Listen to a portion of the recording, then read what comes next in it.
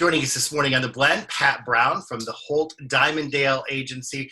Pat, it's good to see you always, and every time this year you come on and you remind us of the importance to prepare, especially as it starts to get a little colder. And so I'm hoping you can do that this morning again. Yeah, Bob, thanks. It's always nice to see you too, even from afar. As a former firefighter and fire investigator, I investigated a lot of fires, and we were able to pinpoint certain things that would happen during certain times of the year. And as we started to button up our homes, put everything away, there are certain safety tips that we probably should just consider on an annual basis. Number one, people are starting to use their fireplaces. Yep. You know, if they have a wood fireplace and it's time to put the wood in there and let's have a fire, they need to be checked. They need to be cleaned. They need to be looked at to see if the creosote has not built up in there. Many times we've had chimney fires that people just fail to have them cleaned.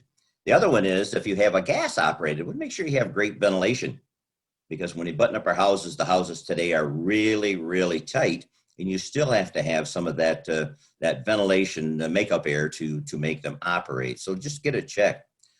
Give yourself a furnace checkup or get somebody to check it out for you. Furnace filters, burners, people that are on propane, sometimes their burners, because there's a lot of moisture in it and they produce a lot of carbon monoxide, and they should have that checked.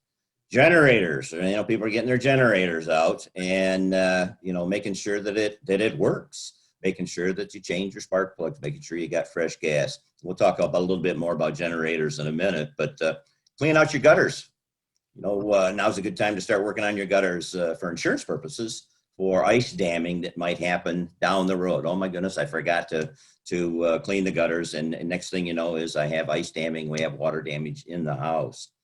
And I can never leave this without having smoke alarm checks. Make sure your smoke alarms are ready to go.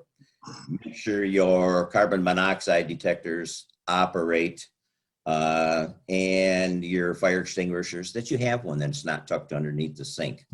The biggest one is have a plan.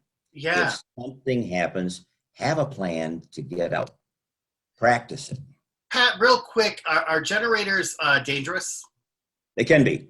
Many people say, well, you know what? I got a generator. Let's turn it on. And they fail to get oxygen or air to it, to have a ventilation.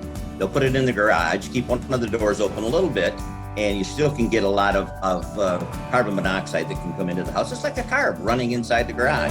Thank you so much.